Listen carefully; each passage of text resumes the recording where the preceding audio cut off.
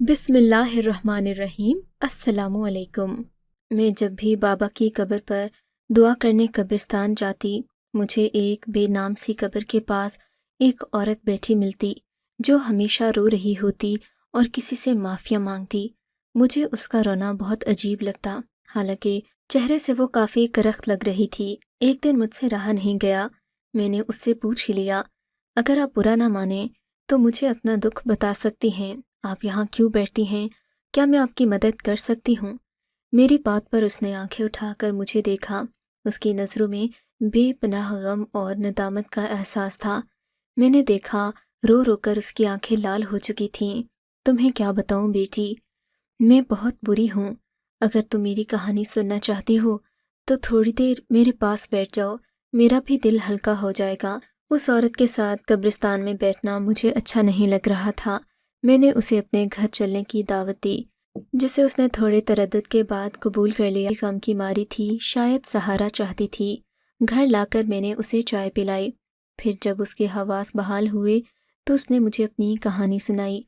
मेरा नाम आमना है। मैं एक ऐसे घराने में पैदा हुई जहाँ औरतों का नस्ल दर नस्ल पेशा यही था कि वो मर जाने वाली ख़वातीन को गुस्ल देती और उन्हें कफन वगैरह पहनाती। हमें गांव में तो कोई भी पसंद नहीं करता था, लेकिन शहर में हमारी अच्छी खासी कमाई हो जाती, क्योंकि यहाँ पर हर दूसरे दिन कोई न कोई औरत मर जाती और लोग हमें जानते पहचानते थे, इसीलिए हमें अपने घर ले जाते। 3-4 हज़ार रुपए हमारे हाथ पर रखते और हमें गुस्ल और कफन के इंतजामात थमा देते।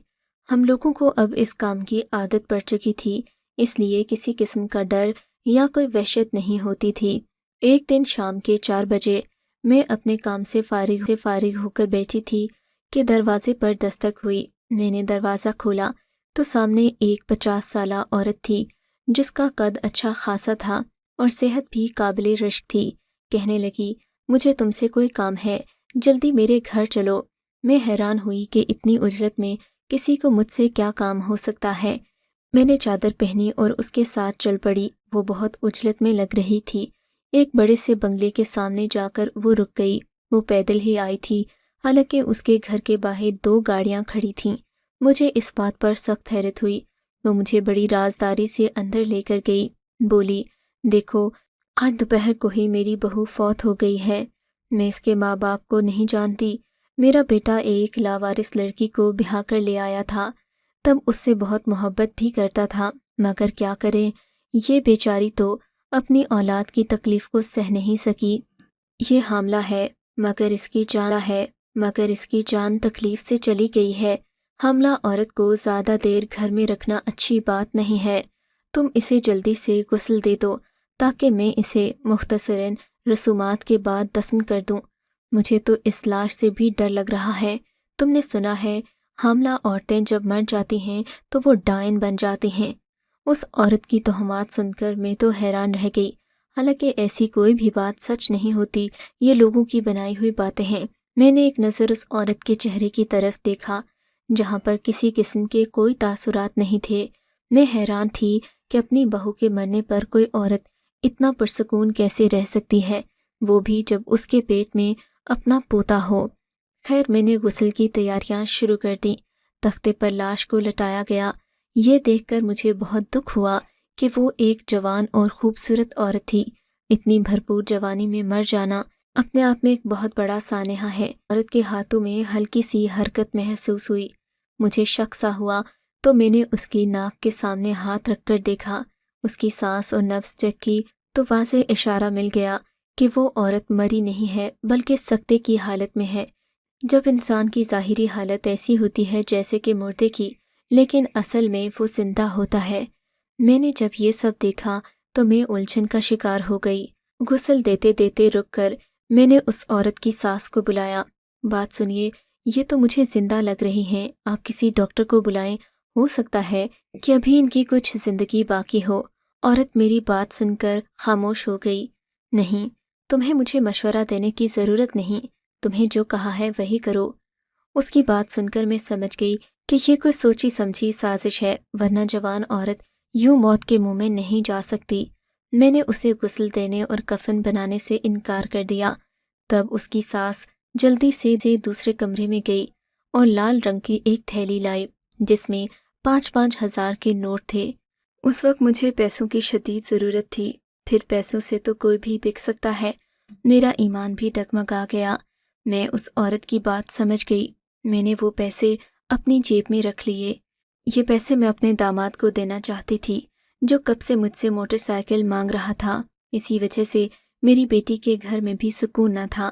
پیسے لے کر مجھے اطمینان ہو گیا کہ میں اپنی بیٹی کو پیسے دے دوں گی تو اس کا مسئلہ حل ہو جائے گا۔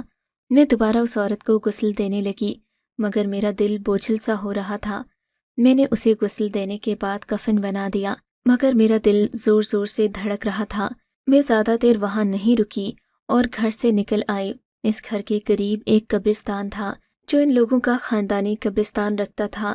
میں اسے وحشت سے دیکھتی گھر آ گئی مگر مجھے بستر پر لیٹے نیند نہیں آ رہی تھی۔ تھوڑی دیر کے بعد میری بیٹی آئی۔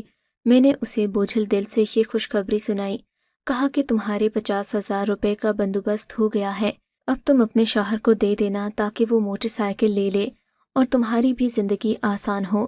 وہ بولی، اماں جی آپ اتنے پیسے کہاں سے لائی ہیں؟ میں نے اسے حقیقت نہیں بتائی۔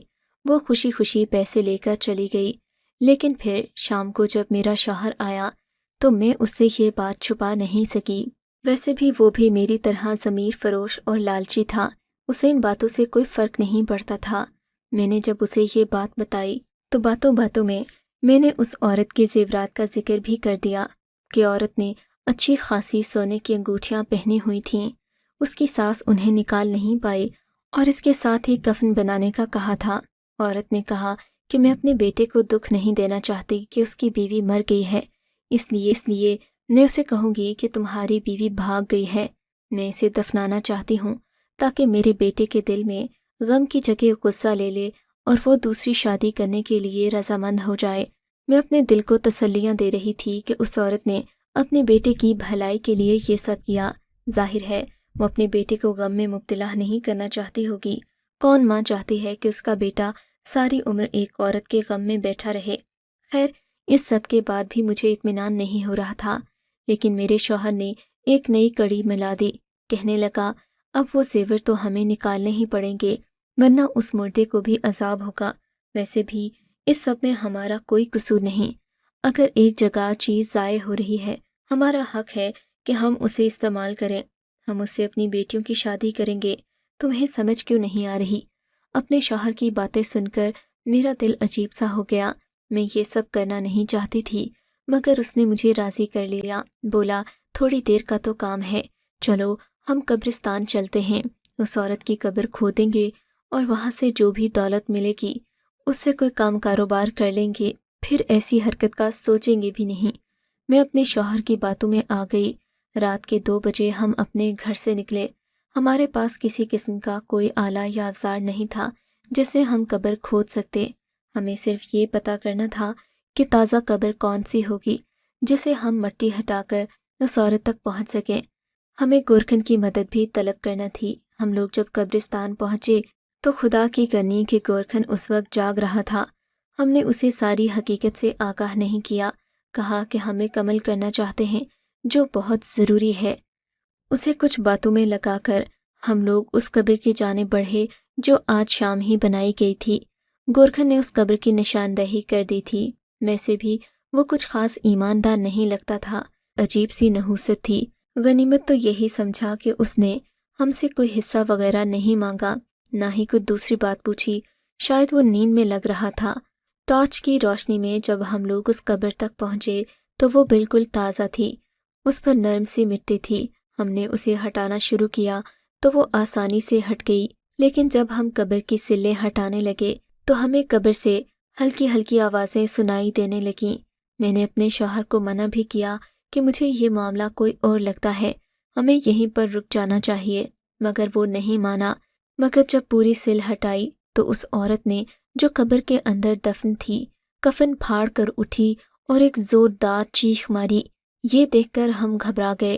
میں نے جلدی سے آگے بڑھ کر دیکھا، وہ عورت زندہ تھی، تکلیف سے کراہ رہی تھی۔ اس عورت کو دیکھ کر ہم دونوں کی آنکھیں پھٹی کی پھٹی رہ گئیں۔ میں نے اپنے شوہر کو پیچھے ہٹنے کا کہا، اس عورت پر چادر ہٹنے کا کہا، اس عورت پر چادر ڈالی اور اسے ساری حقیقت سے آگاہ کیا، مگر ظاہر ہے اس عورت کو یہی بتایا کہ اس کی ساس نے اسے زندہ مار دیا تھا۔ میں اسے بچانے آئی ہوں۔ وہ لڑکی زاروں قطار رونے لگی، بولی خدا کے لیے مجھے گھر لے چلو، میری ساس نے تم سے جھوٹ بولا ہے، میں مری نہیں تھی، اس نے تو مجھے ایک دوا دی تھی، کہا تھا کہ اس سے تمہیں آرام آ جائے گا۔ میں نہیں جانتی تھی کہ وہ کیا سوچ رہی ہے۔ اس کی داد رسی سن کر میرے اندر سوئی ہوئی انسانیت جاگ گئی۔ میں اور میرا شوہر اسے گھر لے آئے۔ اگرچہ میرا دل تو اس کی طرف سے صاف تھا، مگر شوہر نے اس کے دوسرے کمرے میں جاتے ہی مجھے اکیلے میں بلا کر کہا، سنو، یہ تو سارا کھیل الٹ ہو گیا۔ ہم اس عورت سے فائدہ اٹھانے گئے تھے، مگر یہ تو ہمارے گلے ہی پڑ گئی ہے۔ ہاں تو کیا ہوا، ہمیں بھی تھوڑی انسانیت دکھانی چاہیے۔ میں نے اپنے شوہر کو ڈانٹ دیا، میں اس عورت کی دیکھ بھال کروں گی، میں جانتی ہوں انسانیت کیا چیز ہوتی ہے۔ میری بات پر وہ غصے ہو کر گھر سے چلا گیا۔ میں اس لڑکی کے پاس گئی، اسے کھانا وغیرہ دیا اور اس سے ساری بات پوچھی کہ آخر ایسا کیا ہوا کہ اس کی ساس نے اس کو دوا دے کر قبر میں دفنانے کی اتنی جلدی کی۔ تب اس نے مجھے بتایا کہ وہ ایک امیر گھرانے کی بہو ہے، اس کے ماں باپ بچپن میں فوت ہو گئے تھے، وہ اپنے چچا کے پاس رہتی تھی۔ بوڑھی عورت جس کا نام شکیلہ تھا، اس نے اپنے بیٹے کے لیے اس لڑکی یعنی کہ ماریا کا رشتہ مانگا تھا۔ شکیلہ کے بیٹے کو ماریا بہت پسند آ گئی تھی۔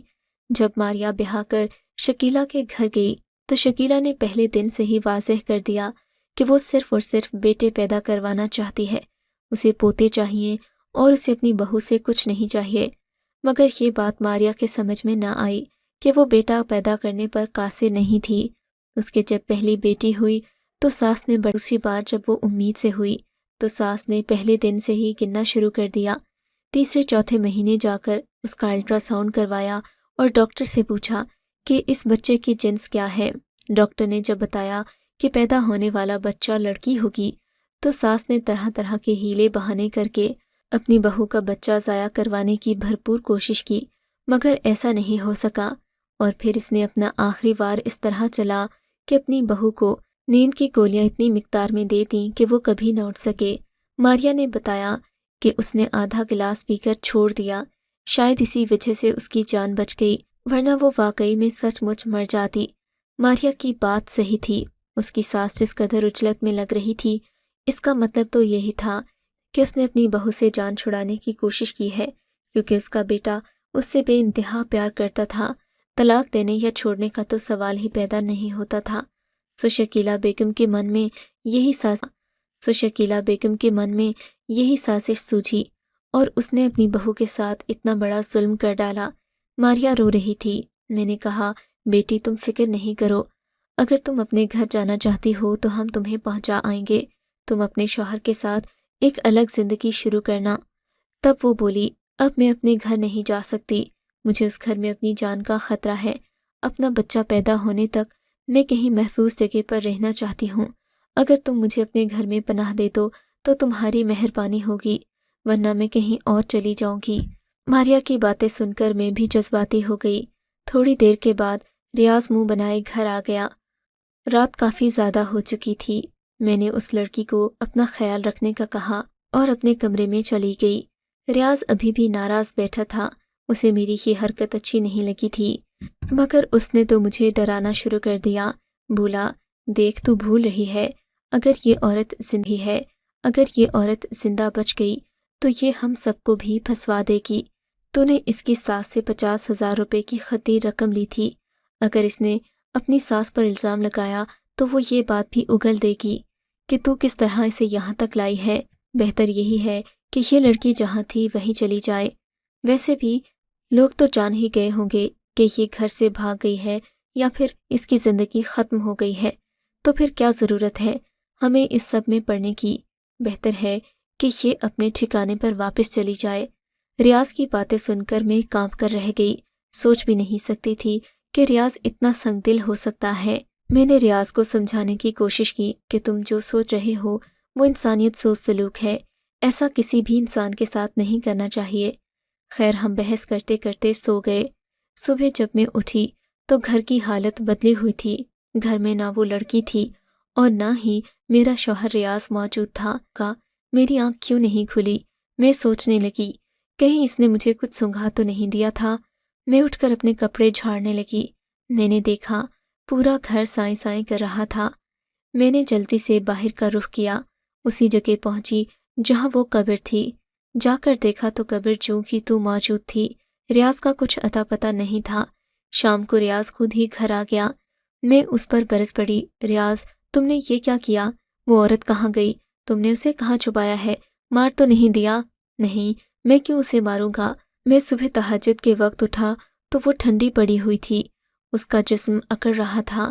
میں نے سوچا کہ اس سے پہلے ہم پر کوئی مصیبت آئے میں اس کی لاش کو ٹھکانے لگا آیا ہوں۔ تم سمجھتی کیوں نہیں ہو ایسی لاش کو گھر میں رکھنا کوئی عقل مندی کی بات نہیں ہوتی۔ ریاض کی باتیں سن کر میرا تو سر چکرا گیا۔ خدا جانے اس نے اس لڑکی کو کہاں پھینکا ہوگا۔ میں نے اس سے لاکھ پوچھنے کی کوشش کی مگر اس نے مجھے کوئی جواب نہیں دیا۔ مایوس ہو کر میں بیٹھ گئی، اپنے اللہ سے معافی مانگنے لگی کہ مجھ سے غلطی ہو گئی۔ اب میں سوچ رہی تھی کہ اس غلطی کا ازالہ کیسے کروں، مگر اس کی نوبت نہیں آئی۔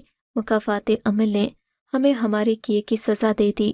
شام کو میری بیٹی کے گھر سے خبر آئی کہ اس کا شوہر ایک کار ایکسیڈنٹ میں اپنی جان سے ہاتھ دھو بیٹھا ہے۔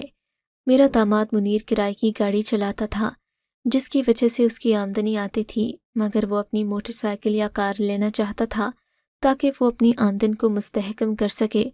میں نے اپنی بیٹی کو 50,000 روپے بھی اسی لیے دیے تھے، لیکن اب میرا داماد ہی اس دنیا میں نہ رہا تو ان پیسوں کا میری بیٹی نے کیا کرنا تھا؟ میری بیٹی کی بیوی نے میرے دل کو دہلا کر رکھ دیا، مگر میرا شوہر اس سب کے باوجود بھی باز نہیں آیا۔ اسے تو گویا ایک مشغلہ مل گیا تھا لوگوں کی بنی بنائی دولت اپنے ہاتھوں سے لوٹنے کا۔ اسی وجہ سے میں نے اپنے شوہر کو چھوڑ دیا۔ میں اپنے اللہ کی راہ میں دن رات عبادت کرتی ہوں، اس سے معافی مانگتی ہوں کہ وہ میرے اس گناہ کو بخش دے، ورنہ میں جانتی ہوں قیامت کا عذاب بڑا سخت ہے۔ میں نے کئی عورتوں کو غسل دیے ہیں، کئی عورتوں کا کفن تیار کیا ہے، میں جانتی ہوں اور اللہ تعالیٰ کے عذاب سے ڈرتی بھی ہوں۔ خدا میرے اس گناہ کو معاف کر دے۔ اس قبر پر بیٹھ کر اس عورت سے معافی مانگتی ہوں، مگر میں نہیں جانتی میرا رب مجھے معاف کرے گا یا نہیں۔ اتنا کہہ کر وہ عورت خاموش ہو گئی۔ میں جانتی تھی کہ اس کا یہ ضمیر کا بوجھ کبھی ہلکا نہیں ہوگا، کیونکہ جو ظلم اس نے کیا تھا وہ قابل معافی نہیں تھا۔ میں نے اسے اس کی تسلی اور دل کے اطمینان کے لیے کچھ وظائف بتائے، نماز کی پابندی کرنے کا کہا اور پھر اسے اپنے گھر سے رخصت کر دیا۔ اس کے جانے کے بعد میں کافی دیر تک آج بھی جب میں اس عورت کو یاد کرتی ہوں تو میری آنکھوں میں بے اختیار آنسو آ جاتے ہیں۔